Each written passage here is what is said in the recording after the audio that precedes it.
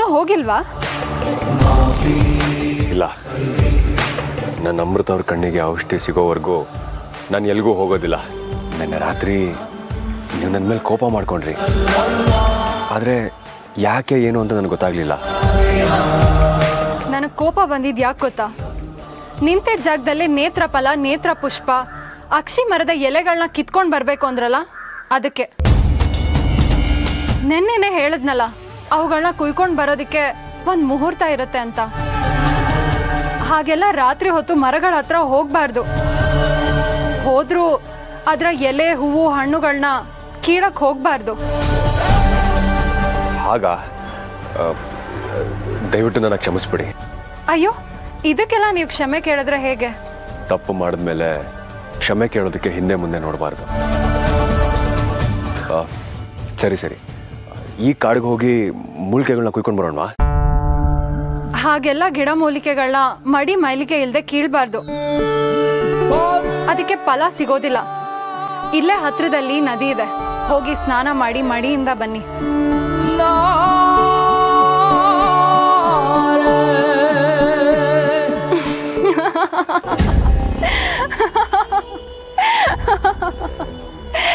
ಗೊಂಬೆ, ನನ್ನ ಕೈ ಗೊಂಬೆ.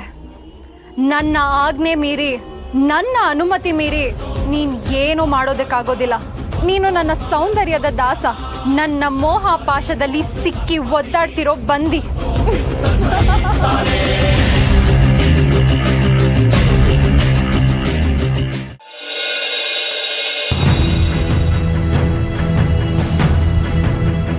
ನನ್ನ ಕೈ ಹಿಡಿದು ನಾನು ಹಾಕೋ ಅನ್ನನೇ ತಿಂದು ನನ್ನ ಋಣದಲ್ಲೇ ಬಿದ್ದು ಒದ್ದಾಡ್ತಾ ಇದ್ದರೂ ನನ್ನ ಸಮಾಧಿ ಕಟ್ಟೋಕೆ ನಿಂತಿರೋ ನನ್ನ ಶತ್ರು ಆ ನಾಗಿಣಿ ಪರವಾಗಿ ನಿಂತು ನನ್ನನ್ನೇ ಬಾಯಿಗೆ ಬಂದಾಗಂತೀಯ. ನೀನು ಮಾಡಿದ ತಪ್ಪಿಗೆ ನೀನು ಶಿಕ್ಷೆ ಅನುಭವಿಸ್ಲೇಬೇಕು.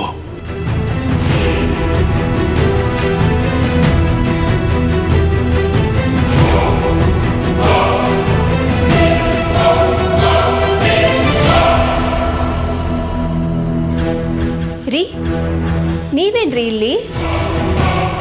ರೀ, ನಿಮ್ಮನ್ನೇ ಕೇಳ್ತಾ ಇರೋದು. ಕೈಯಲ್ಲಿ ಬೇರೆ ಚಾಕು ಇದೆ. ಅದು ಹಾಂ, ನಾನು ಬಂದ ವಿಷಯನೇ ಮರ್ತ್ಬಿಟ್ಟೆ ನೋಡು. ಅದು ಪೈನಾಪಲ್ ಪಾಯಸ ತಿನ್ಬೇಕು ಅಂತ ತುಂಬ ಆಸೆ ಆಗ್ತಿತ್ತು, ಅದನ್ನು ಹೇಳೋಣ ಅಂತ ಬಂದೆ. ಹಾಂ. ಏನ? ಪೈನಾಪಲ್ ಪಾಯಸನ? ಹಾಂ. ಕೇಳೋದಕ್ಕೆ ತುಂಬ ವಿಚಿತ್ರವಾಗಿದೆ ರೀ. ರೀ, ಪೈನಾಪಲಲ್ಲಿ ಯಾರ್ರೀ ಪಾಯಸ ಮಾಡ್ತಾರೆ? ನಾನು ಶಾವಿಗೆ ಪಾಯಸ ಮಾಡ್ಕೊಡ್ತೀನಿ ರೀ ನಿಮಗೆ. ಹೇಮಾ, ಸಾರಿ ಕೇಳಬೇಕಾಗಿರೋದು ನೀವಲ್ಲ ರೀ, ನಾನು. ನೀವು ಮಾಡ್ತಾ ಇರೋದು ತಪ್ಪು ಅಂತ ನಾನು ನಿಧಾನವಾಗಿ ಹೇಳ್ಬೋದಾಗಿತ್ತಲ್ವಾ? ಆದರೆ ಆ ಕ್ಷಣದಲ್ಲಿ ನಂಗೆ ಏನಾಗಿತ್ತು ಅನ್ನೋದೇ ಗೊತ್ತಾಗಲಿಲ್ಲ. ದಯವಿಟ್ಟು ನನ್ನ ಕ್ಷಮಿಸ್ಬಿಡಿ. ಕ್ಷಮಿಸಿದ್ದೀನಿ ಬಿಡು.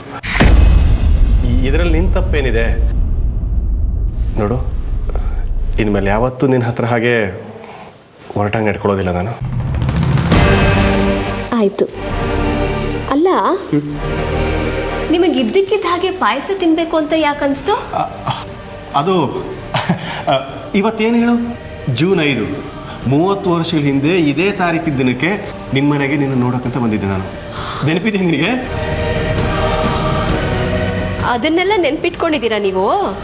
ಕೆಲವು ದಿನಗಳು, ಕೆಲವು ವ್ಯಕ್ತಿಗಳು, ಕೆಲವು ಸಂದರ್ಭಗಳು ನಾವೆಷ್ಟೇ ಮರಿಬೇಕಂತ ಪ್ರಯತ್ನ ಪಟ್ಟರು ಮತ್ತೆ ಮತ್ತೆ ನೆನಪಿಗೆ ಬರ್ತಾನೆ ಇರುತ್ತೆ. ನಿಮ್ಮಂಥ ಗಂಡನ ಕೈ ಹಿಡಿಯೋದಕ್ಕೆ ಪುಣ್ಯ ಮಾಡಿದ್ದೀರಿ. ನಿನ್ನಂಥವಳನ್ನ ಕೈ ಹಿಡಿಯೋದಕ್ಕೆ ನಾನು ಪಾಪ ಮಾಡಿದ್ದೆ. ಏನಂದ್ರಿ? ಅದೇ, ನಾನು ಪುಣ್ಯ ಮಾಡಿದ್ದೆ ಅಂತ ಹೇಳಿದೆ. ನೋಡಿ, ಇನ್ನು ಅರ್ಧ ಗಂಟೆಯಲ್ಲಿ ನೀವು ಬಯಸಿದ ಪಾಯಸನ ನಾನು ಮಾಡ್ಕೊಂಡು ತೊಗೊಂಬರ್ತೀನಿ. ನೀವು ಹೊರಗಿರಿ. ಸರಿ.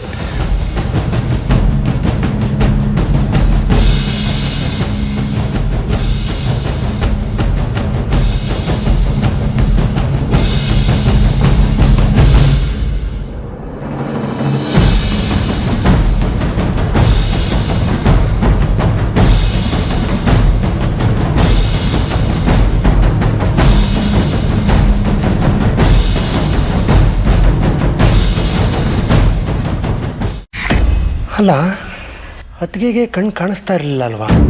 ಆದರೆ ಅವರೇ ಕಾಫಿ ಮಾಡ್ಕೊಂಬಂದ್ರಲ್ಲ, ಇದು ಹೇಗೆ ಸಾಧ್ಯ?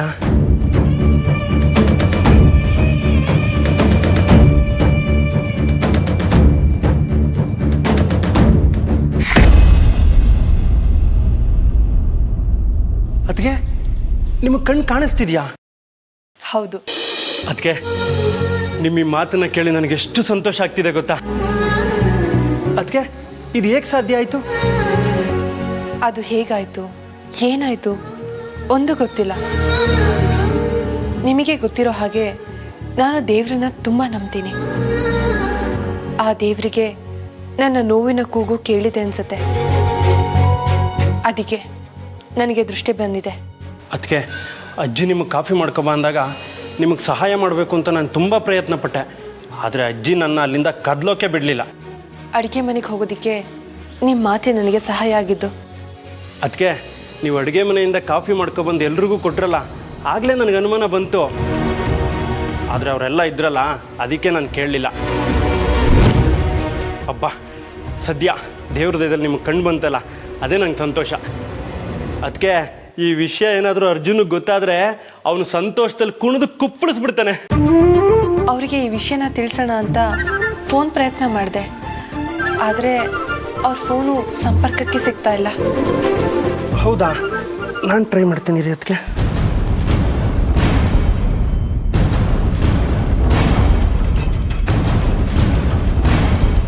ಅದಕ್ಕೆ ನನಗೂ ನಾಟ್ ರೀಚಬಲ್ ಅಂತ ಬರ್ತಿದೆ. ಅವರು ಯಾವ ಹಳ್ಳಿಗೆ ಹೋಗಿದ್ದಾರೆ ಅಂತ ನಿಮಗೆ ಗೊತ್ತು ಅಲ್ವಾ? ಹಾಂ, ಗೊತ್ತು. ಅದಕ್ಕೆ ಪುಷ್ಪ ಪರ್ವತ ಅನ್ನೋ ಬೆಟ್ಟದ ತಪ್ಪಲಲ್ಲಿರೋ ಪುಷ್ಪಗಿರಿ ಅನ್ನೋ ಹಳ್ಳಿಗೆ ಹೋಗಿದ್ದಾನೆ. ಹಾಗಾದರೆ ನೀವೇ ಹೋಗಿ ಅವರನ್ನು ಕರ್ಕೊಂಡು ಬನ್ನಿ. ಅದಕ್ಕೆ ಅರ್ಜುನ್ ಏನು ಅನ್ನೋದು ನನಗೆ ಚೆನ್ನಾಗಿ ಗೊತ್ತು. ಅವನು ಯಾವುದೇ ಕೆಲಸಕ್ಕೆ ಹೋದರೂ ಆ ಕೆಲಸನ ಮುಗಿಸ್ಕೊಂಡೇ ಬರೋದು. ನೀವೇನು ತಲೆ ಕೆಡಿಸ್ಕೊಬೇಡಿ, ಆರಾಮಾಗಿರಿ.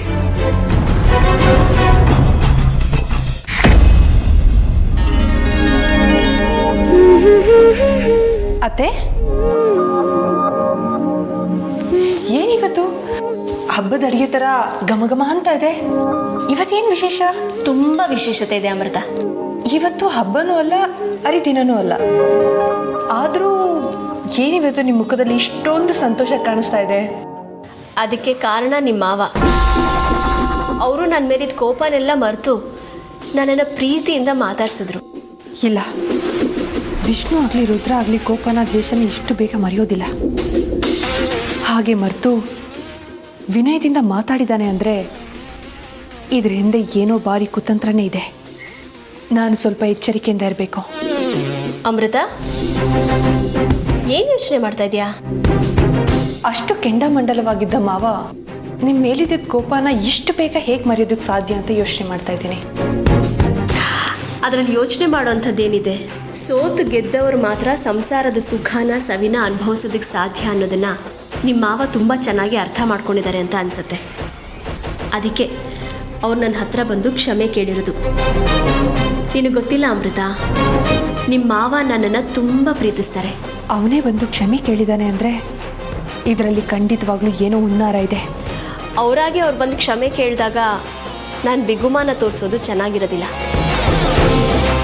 ಇವತ್ತು ಅದೇ ಸಂತೋಷದಲ್ಲಿ ಹಬ್ಬದ ಊಟನ ತಯಾರು ಮಾಡೋಣ ಅಂತ ಇದ್ದೀನಿ. ನೀನು ನನಗೆ ಸ್ವಲ್ಪ ಸಹಾಯ ಮಾಡ್ತೀಯಾ? ಅಯ್ಯೋ, ಏನತ್ತೆ ನೀವು ಸಹಾಯ ಮಾಡ್ತೀಯಾ ಅಂತ ಕೇಳ್ತಾ ಇದ್ದೀರಾ? ಸಹಾಯ ಮಾಡುವಂತ ಆಜ್ಞೆ ಮಾಡಿ. ಆಯಿತು, ಆಜ್ಞೆನೇ ಮಾಡ್ತೀನಿ, ಬಂದು ಸಹಾಯ ಮಾಡು. ಅಮೃತ, ನಿಮ್ಮ ಮಾವ ಮುಂಗೋಪಿ ಅಷ್ಟೆ, ಆದರೆ ಅವ್ರ ಮನಸ್ಸು ಮಕ್ಕಳ ಮನಸ್ಸು ಥರ. ಅಷ್ಟು ಒಳ್ಳೆ ಮನಸ್ಸು ಅವ್ರದ್ದು. ಆದರೆ ನನಗೆ ಯಾಕೋ ಹಾಗೆ ಅನ್ನಿಸ್ತಾ ಇಲ್ಲ ಅತ್ತೆ. ಅಮೃತ, ನೀನು ನಿಮ್ಮ ಮಾವನ್ನ ನಿನ್ನೆ ಮೊನ್ನೆಯಿಂದ ನೋಡ್ತಾ ಇದೀಯ. ನಾನು ಅವ್ರ ಜೊತೆ 30 ವರ್ಷದಿಂದ ಸಂಸಾರ ಮಾಡ್ತಾ ಇದ್ದೀನಿ. ಅವ್ರ ಮನಸ್ಸು ಎಂಥದ್ದು ಅಂತ ನನಗೆ ಗೊತ್ತಿರಲ್ವಾ?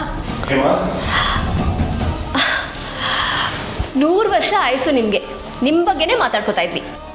ನಿನ್ನಂಥ ಒಳ್ಳೆ ಹೆಂಡತಿ ಜೊತೆಯಾಗಿ ಬದುಕೋದಕ್ಕಿರುವಾಗ 100 ವರ್ಷ ಏನು, 1000 ವರ್ಷ ಬೇಕಾದರೂ ಇರಬಹುದು. ನೋಡಿದ್ಯಾ ಅಮೃತ, ನಾನು ಹೇಳಲಿಲ್ವಾ ನಿಮ್ಮ ಮಾವ ನನ್ನನ್ನು ತುಂಬ ಪ್ರೀತಿಸ್ತಾರೆ ಅಂತ? ಅವ್ರ ಮಾತಲ್ಲೇ ಅರ್ಥ ಆಯ್ತಲ್ವಾ ನಿನಗೆ? ಅದು ಸರಿ, ಅಡುಗೆ ಮನೆ ಕಡೆ ಯಾಕೆ ಬಂದ್ರಿ ನೀವು? ಅದು ನೀನು ಪಾಯಸ ತಗೊಂಡು ಇಷ್ಟೊತ್ತಾದರೂ ಬರಲಿಲ್ವಲ್ಲ, ಹಾಗಾಗಿ ಆಗಿದೆಯೋ ಇಲ್ವೋ ಅಂತ ನೋಡ್ಕೊಂಡು ಹೋಗೋಣ ಅಂತ ಬಂದೆ. ಏನ್ರಿ ನೀವು ಒಳ್ಳೆ ಬಸರಿ ಬೈಕೆ ಥರ ಆಡ್ತಾ ಇದ್ದೀರಾ ನೀವು? ಒಂದು 10 ನಿಮಿಷ ರೂಮಲ್ಲಿ ಕಾಯ್ತಾ ಇರಿ, ನಾನೇ ತಂದ್ಕೊಡ್ತೀನಿ. ಸರಿ ಸರಿ.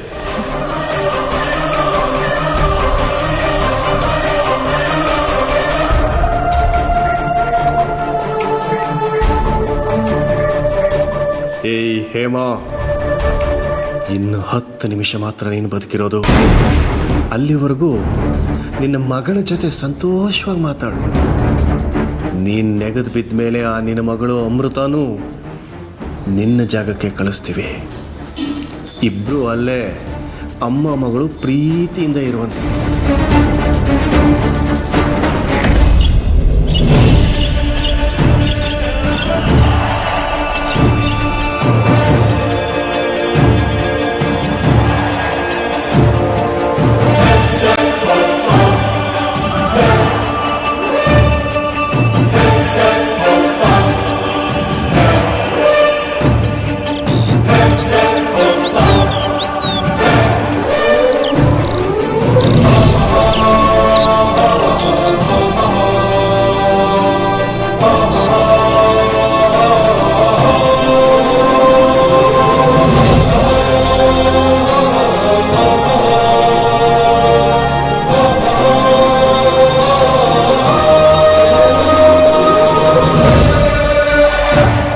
ಮಣಿಯವರೇ, ಇನ್ನು ಎಷ್ಟು ದೂರ?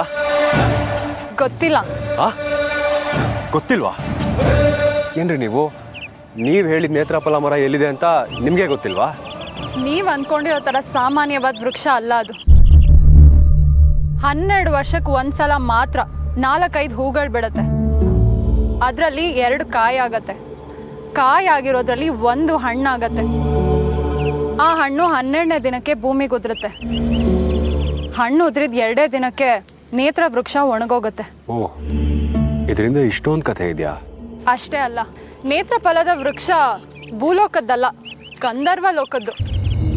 ಗಂಧರ್ವ ಲೋಕದ? ಹಾಗಾದ್ರೆ ಈ ಗಂಧರ್ವ ಲೋಕದ ಮರ ಭೂಲೋಕಕ್ಕೆ ಹೇಗೆ ಬಂತು? ರುದ್ರಾಕ್ಷಿ ಭೂಲೋಕಕ್ಕೆ ಬಂದಾಗೆ ಈ ನೇತ್ರಫಲ ಈ ಭೂಲೋಕಕ್ಕೆ ಬಂದದ ಕತೆ ಕೂಡ ತುಂಬಾ ರೋಚಕವಾಗಿದೆ. ಓ ಹೌದಾ? ತುಂಬಾ ಇಂಟ್ರೆಸ್ಟಿಂಗ್ ಅನಿಸ್ತಾ ಇದೆ. ಆ ಕತೆ ಹೇಳಿ. ಒಬ್ಬ ಗಂಧರ್ವ ಪುರುಷ, ಒಬ್ಳು ಗಂಧರ್ವ ಕನ್ಯೆ, ಇಬ್ರು ಒಬ್ರಿಗೊಬ್ರು ಹುಚ್ಚರ ತರ ಪ್ರೇಮಿಸ್ತಾ ಇದ್ರಂತೆ. ಒಂದ್ಸಲ ಭೂಲೋಕಕ್ಕೆ ಅಂತ ಬಂದಾಗ ಗಂಧರ್ವ ಕನ್ಯೆಗೆ ಕಣ್ಣು ಹೊಟ್ಟೋಯ್ತಂತೆ. ಗಂಧರ್ವ ಪುರುಷ ಏನೇ ಪ್ರಯತ್ನ ಪಟ್ರು ಅವಳು ಕಣ್ಣು ಬರ್ಸೋದಕ್ಕಾಗ್ಲೇ ಇಲ್ವಂತೆ. ಮುಂದೆ ಯಾವ ಪ್ರೇಮಿಗಳಿಗೂ ಹೀಗೆ ತೊಂದರೆ ಆಗ್ಬಾರ್ದು ಅಂತ ಗಂಧರ್ವ ಪುರುಷನೇ ನೇತ್ರ ವೃಕ್ಷ ಆಗಿ ನಿಂತ್ಬಿಟ್ನಂತೆ. ಸರಿ, ಇದನ್ನು ನಿಮ್ಗೆ ಯಾರು ಹೇಳಿದ್ದು? ನಮ್ಮ ತಾತ. ತಲಾಂತರದಿಂದ ನಾಟಿ ಔಷಧಿ ಕೊಡೋದನ್ನ ನಮ್ಮ ವೃತ್ತಿಯಾಗಿ ಮಾಡ್ಕೊಂಡಿದ್ದೀವಿ, ವ್ಯಾಪಾರ ಮಾಡ್ಕೊಂಡಿಲ್ಲ. ಆದ್ರೆ ಈ ನೇತ್ರ ವೃಕ್ಷದ ವಿಶೇಷತೆ ಏನ್ ಗೊತ್ತಾ? ಏನು? ಈ ವೃಕ್ಷ ನಮ್ಮ ವಂಶದವ್ರಿಗೆ ಬಿಟ್ಟು ಬೇರೆ ಇನ್ಯಾರ ಕಣ್ಣಿಗೂ ಕಾಣಿಸೋದಿಲ್ಲ.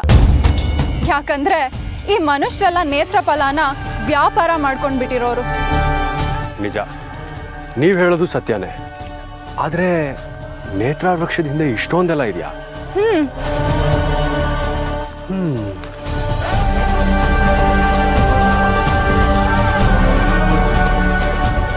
ಮುಂದೆ ಹೋಗ್ಬೇಡಿ.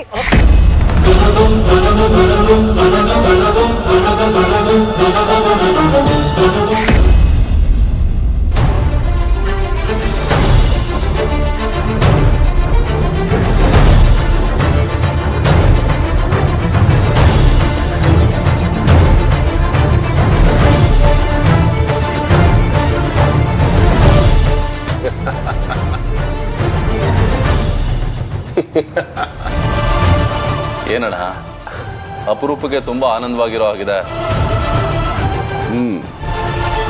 ನಿಮ್ಮ ಅತ್ತಿಗೆ ಕೈಲಾಸಕ್ಕೋ ವೈಕುಂಠಕ್ಕೋ ಸೇರೋ ಸಮಯ ಹತ್ತಿರಕ್ಕೆ ಬಂದಿದೆಯಲ್ಲ, ಅದಕ್ಕೆ.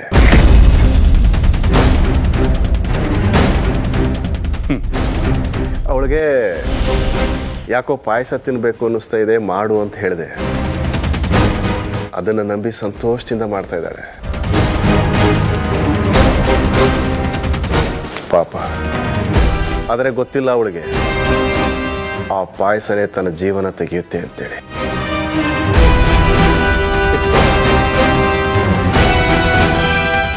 ರುದ್ರ, ನೀನು ಕೊಟ್ಟಿರೋ ವಿಷಯನ ಆ ಪಾಯಸದೊಳಗೆ ಹೇಗೆ ಸೇರಿಸೋದು?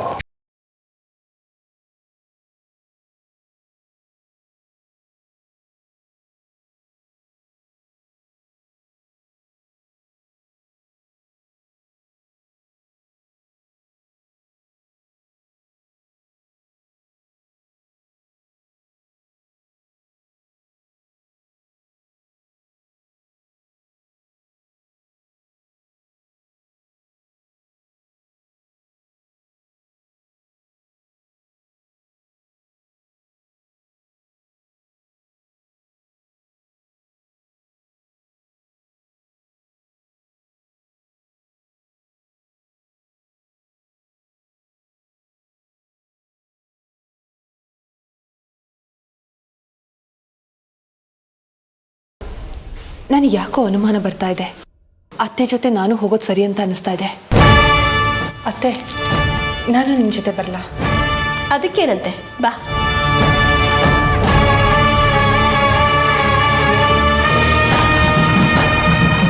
ಹೇಮಾ, ಏನಿದು? ಅದು ನಿಮ್ಮ ಮಗ ಇವತ್ತು ಪಾಯಸ ಬೇಕು ಅಂದ್ರು, ಅದಕ್ಕೆ ಇಬ್ರು ತಗೊಂಡು ಹೋಗಿ ಕೊಡ್ತಾ ಇದ್ದೀನಿ. ಅಮೃತ, ಇದು ಗಂಡ ಹೆಂಡತಿ ವಿಚಾರ. ನೀನ್ಯಾಕೆ ಮಧ್ಯೆ ಹೋಗ್ತಿದ್ಯಾ? ಅದು ಅಜ್ಜಿ, ನೋಡು, ವಿಷ್ಣು ಹೇಮನ್ ಮೇಲೆ ಕೋಪ ಮಾಡ್ಕೊಂಡಿದ್ದಾರೆ. ಅವ್ರು ಏನೋ ಮಾತಾಡೋದಿರುತ್ತೆ, ನೀನು ಯಾಕೆ ಹೋಗ್ಬೇಕು? ಹೇಮಾ, ವಿಷ್ಣು ಪಾಯಸ ಕೊಟ್ಟು ಅವ್ನ ಕೋಪ ಕಮ್ಮಿ ಆಗೋ ರೀತಿ ಮಾತಾಡು. ಸರಿ ಅತ್ತೆಮ್ಮ, ಹೋಗ.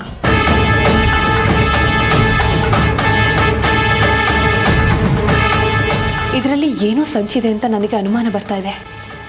ಹಾಗೊಂದು ವೇಳೆ ಅದು ನಿಜ ಆಗಿ ಅತ್ತೆಗೆ ಏನಾದರೂ ಅಪಾಯ ಆಗಿದೆ ಅನ್ನೋದು ಗೊತ್ತಾದರೆ ನಿನ್ನ ರುದ್ರನ್ನ ಉಳಿಸೋಕೆ ಆ ಭೈರವ ಬಾಬಾ ಅಲ್ಲ, ಆ ಭಗವಂತ ಬಂದರೂ ಸಹ ಆಗೋದಿಲ್ಲ.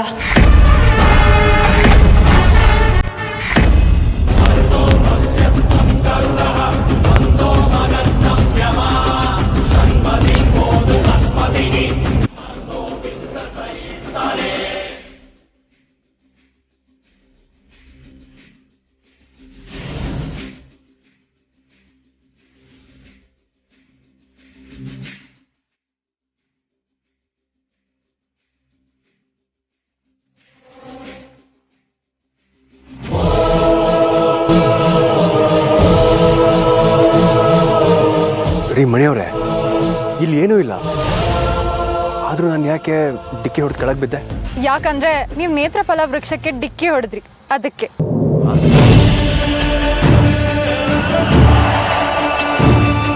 ನೇತ್ರಫಲ ಮರಕ್ಕೆ ಡಿಕ್ಕಿ ಹೊಡೆದು ಬಿದ್ದ? ಏನು ತಮಾಷೆ ಮಾಡ್ತಾ ಇದ್ದೀರಾ ನೀವು? ಅಲ್ಲಿ ಮರ ಇದ್ದಿದ್ರೆ ನನ್ನ ಕಣ್ಣಿಗೂ ಕಾಣಿಸ್ಬೇಕಿತ್ತು ತಾನೆ.